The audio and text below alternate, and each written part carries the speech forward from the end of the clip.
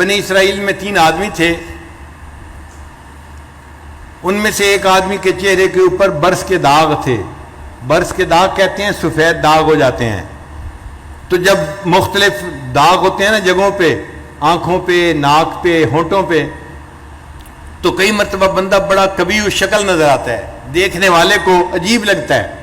اس لیے فقہاء نے مسئلہ لکھا ہے کہ اگر برس والا بندہ گھر میں نماز پڑھ لے گا اللہ اس کو باجماعت نماز پڑھنے کا ثواب عطا فرمائیں گے، اس لیے کہ یہ مسجد میں جائے گا تو نمازی اس کو دیکھیں گے تو ہو سکتا ہے ان کی طبیعت پہ اثر ہو اور ان کی نماز میں فرق پڑ جائے. یہ بے شک گھر میں ہی نماز پڑھ لے. اب اس کے پاس ایک بندہ آیا اور اس نے کہا سناؤ بھائی کیا حال ہے؟ وہ کہنے لگا یار میں کیا بتاؤں، برس کا مریض ہوں اور کھانے پینے کو بھی کچھ نہیں، تو بس میں تو مشکل سے زندگی گزار رہا ہوں. لوگ مجھے محفل میں بٹھانا پسند نہیں کرتے، بات کرنا پسند نہیں کرتے. اس نے دعا دی اے اللہ اس کا رزق بھی کھلا کر دے اور اس کے برس کی بیماری کو بھی ختم کر دے.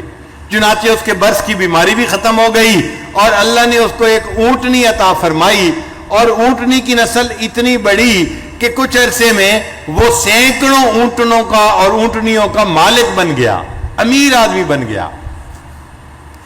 پھر یہ بندہ دوسرے کے پاس گیا.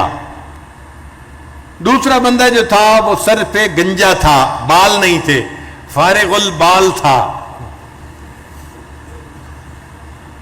تو اس نے اس سے پوچھا سناؤ بھائی کیا حال ہے؟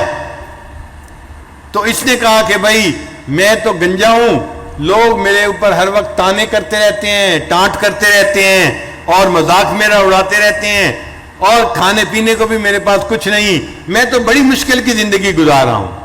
اس بندے نے دعا کی. اس کی دعا کرنے پر اس کے سر پر بڑے خوبصورت بال بھی آ گئے اور اس کی پرسنالٹی بڑی خوبصورت نظر آنے لگ گئی. اور اللہ نے اس کو ایک گائے دی اور گائے کی نسل اتنی بڑی کہ وہ سینکڑوں گایوں کا مالک بن گیا، لائیو سٹاک کا مالک بن گیا. پھر یہ بندہ تیسرے کے پاس گیا. تیسرا بندہ آنکھوں سے اندھا تھا. اس نے پوچھا سناؤ بھائی کیا حال ہے؟ اس نے کہا بھائی میں کیا بتاؤں، لوگوں کے لیے تو رات کو اندھیرا ہوتا ہے، میرے لیے تو دن میں بھی اندھیرا ہوتا ہے. میں تو ٹھوکریں کھاتا ہوں در در کی اور مانگ کے کھانا کھاتا ہوں، میں بھی کچھ نہیں، میری زندگی بھی کیا زندگی ہوئی. اس نے دعا کر دی. اللہ نے اس کو بینائی بھی عطا فرما دی اور اس کو ایک بکری دی، اور بکری کی نسل اتنی بڑی کہ یہ سینکڑوں ہزاروں بکریوں کا مالک بن گیا. یہ تینوں آدمی بنی اسرائیل کے بڑے امیر آدمی مشہور ہو گئے.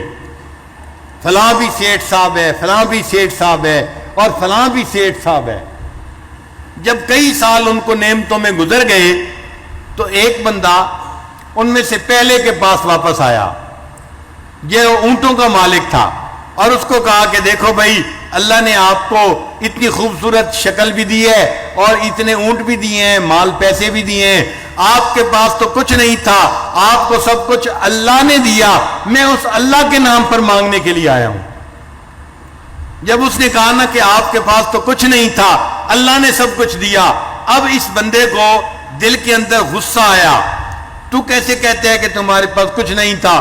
میں تو شروع سے امیر ہوں اور میں کسی کا جو ہے لے کے نہیں کھاتا، میں تو کاروبار کرتا ہوں اور محنت کرتا ہوں اور میرے پاس محنت کا یہ نتیجہ ہے. اس نے نعمت کو اللہ کی طرف منسوب نہیں کیا، اپنی طرف منسوب کیا.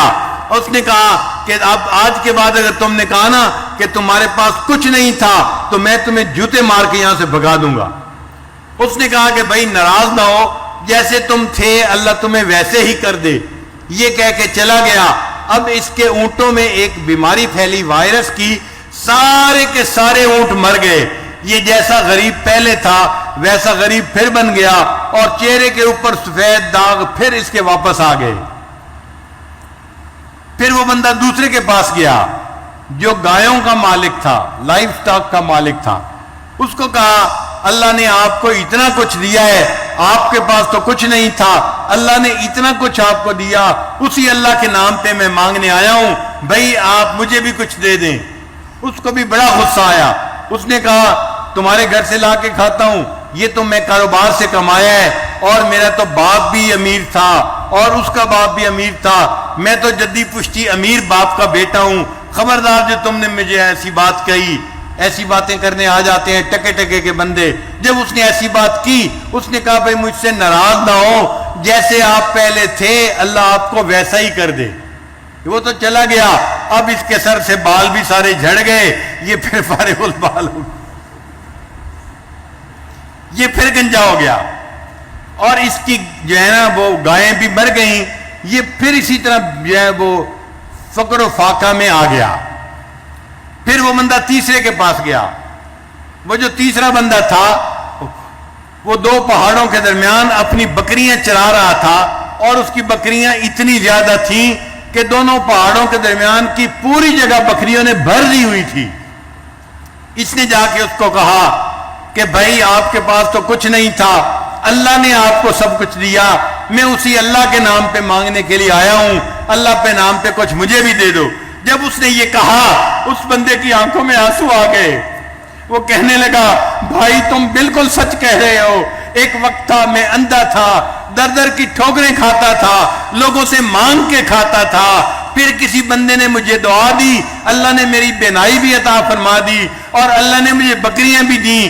یہ دو پہاڑوں کے درمیان جتنی بکریاں ہیں یہ سب اللہ نے مجھے دی ہیں.